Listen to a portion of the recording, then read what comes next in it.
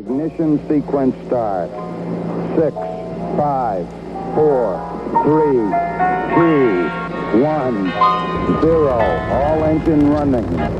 Liftoff. We have a liftoff. 32 minutes past the hour.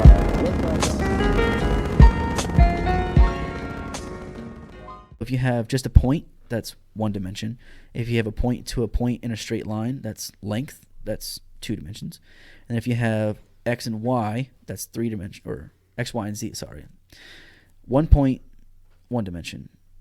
X and y, 2 dimensions. X, y, and z, 3 dimensions.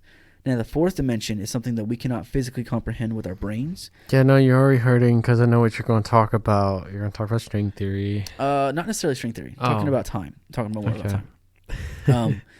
Whereas a cube is a culmination of like 8 squares. Yeah.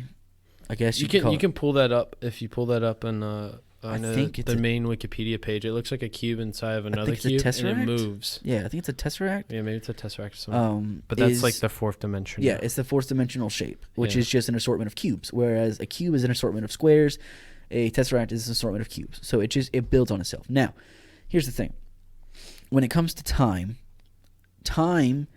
in our universe, that's kind of the idea behind it. Is that it's really hard to imagine it because our brains are not designed to understand what's happening. We only see things in 3 dimensions. We can't comprehend 4 dimensions. Comprehend the 4th dimension. That's what they talk about. If you ever encountered a 4th dimensional being, potentially, you would not be able to see it. You wouldn't know it.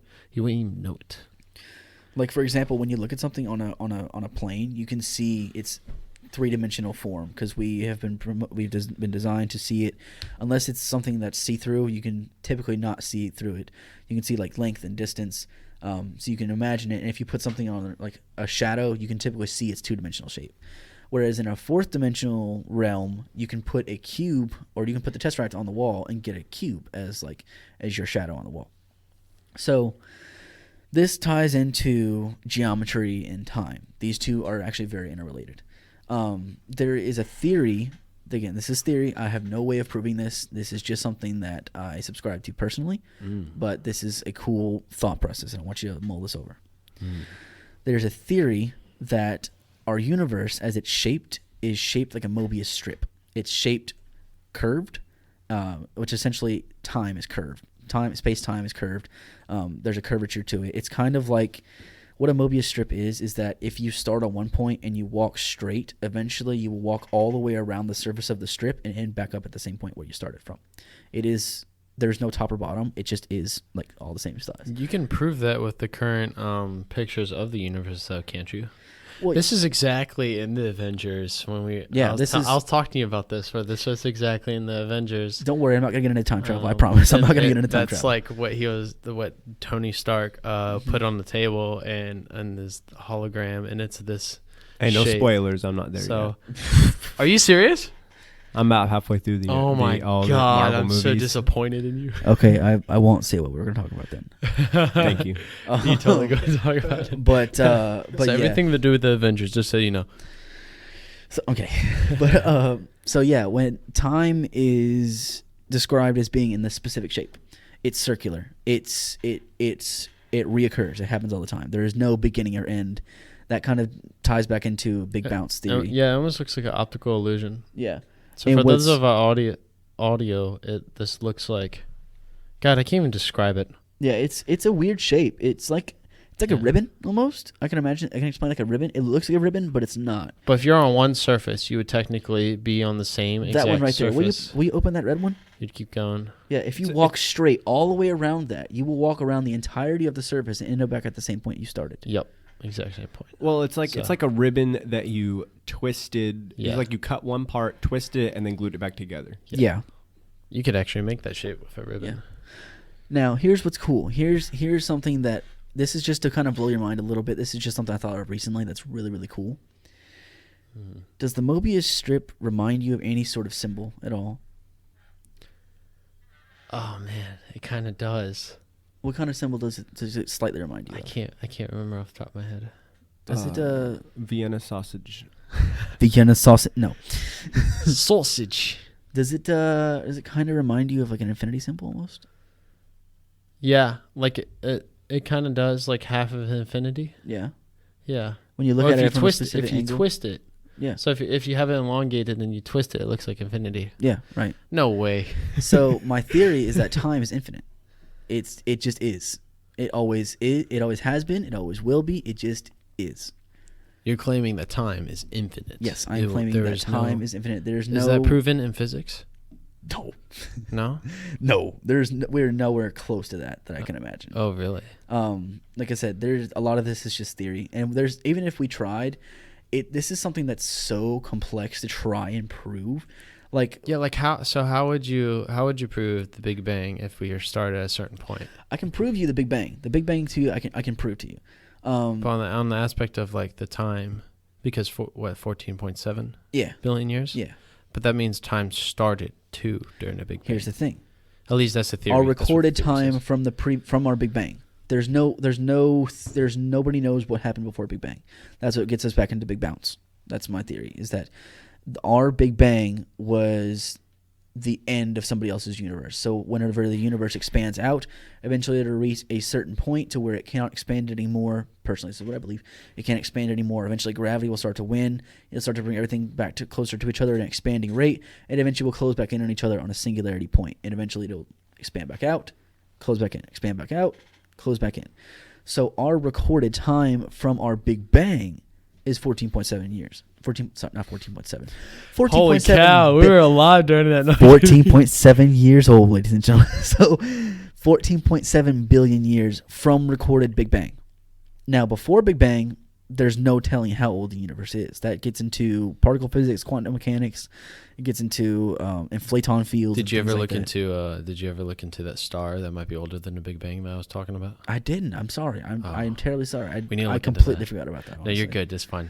I think it's very interesting. But I mean, the Big Bang theory is more generally accepted amongst everybody anyway. Well, I mean, that ties back into Big Bounce. True. If you can pick up remnants of a star before Big Bang, kind of proves the fact that, hey, there was something here before Big Bang, which kind of, to me personally, convinces me even more of Big Bounce, saying, hey, there was something there before that.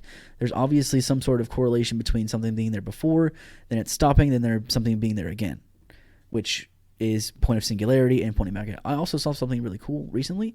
I don't know how accurate this is, so don't hold me to this. Take this with a grain of salt. Again, this is just something that I've seen. Here, hang on 1 second. Give me 30 seconds. I'm gonna look this up really fast. 30 seconds. Because I just 30, looked this up 29, 28. I'm just kidding. That's why I'm here, Sean. What you need, buddy? Yeah. There is something that I saw recently, like super recently, like a couple of days ago at most. That it's right here. It's right here. I just found it. Okay. So, the mass of a black hole is directly related to its size. Okay? A bigger black hole will have more mass. The mass of our universe appears to be the exact amount needed to make a black hole the size of our universe. In other words, we all may live inside a black hole. Oh my God, don't hurt me. Say that again, please. Okay. So the mass of a black hole is directly related to its size. A bigger black hole will have more mass. That's accurate. The mass of our universe appears to be the exact amount needed to make a black hole the size of our universe. In other words, we may live in a black hole. Oh my gosh. It's wild, right? I mean, they just found recently a bigger black hole than they ever thought. Oh yeah. Yeah. So what are the black holes in our black hole? Well, can't they? We don't know that much about black holes. There's not much. We got a picture of one. We do have a picture. Yeah, but finally, like all the black holes that I saw before were fake. Like I didn't realize that growing up. Like do you realize how hard it is to actually comprehend what's happening around that? Because when you look at it, you see the accretion disk, and then you see something on the top and then the bottom. However, there's nothing on top on bottom. That mass is actually, the accretion disk is just around the side. It's just going around it. But it's bending space-time so much that the light itself is being curved to look like it's up and down, when in reality it's just flat. So the mass itself is... I know, this is what I'm talking about. This is why I study what I study. Could you look up a black hole accretion? This is why I almost studied what you study, and then I was like, wow, that hurts my brain. I think I need to do it more, though. I personally recommend that anybody and everybody gets involved with astronomy of some kind, because when you start to study astronomy, you start to realize our place in the universe. You start to realize that we, among trillions and gazillions of other planetary bodies, we have a special place in our hearts and in our minds because nothing about us is special. We're a ordinary planet or revolving around an ordinary star that just so happened to get lucky enough to potentially have the right combination of elements and pressure and all that to create life. But isn't that luck? In a way. To a degree, I would consider us lucky. It's curious. This is why I make wake you grateful. Up. It is. It does. Yeah. This is why I wake up and meditate and just kind of allow myself to be thankful for the fact that I'm allowed to be here and experience. I'm allowed to wake up. I'm allowed to go outside and smell the flowers. I'm outside to go outside and see color. Like, yeah. It's just one of those things. That reminds me of, going back a little bit, it reminds me of a physicist that was talking about that everybody should learn physics. Mm-hmm. Because what physics is literally pulling back the veil, the circuit board to what our reality right now is. And if you really understood it, you'll start looking at life in a different way. I've kind of started looking at life in a different way from studying it a little bit. Oh, yeah. Because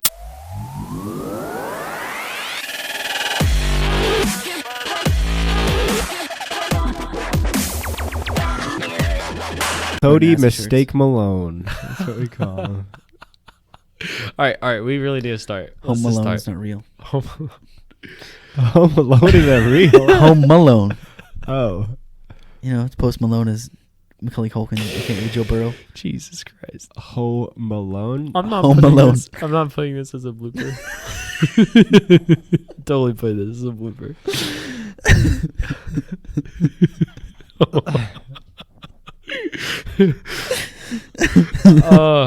Pass the whiskey. Okay. All right. Are we live? We are live. We have been. We've been Holy live. shit. All right, let's do this. Let's get it. All right. Roxy Pack us. Pack animals. We're alpaca. Racket City Wolf Alpaca. Oh my. Alpaca. Sounds like a damn politician. Hello, my name is Alpaca. I'm running for mayor. It's a Racket City now. We play lots of tennis and badminton.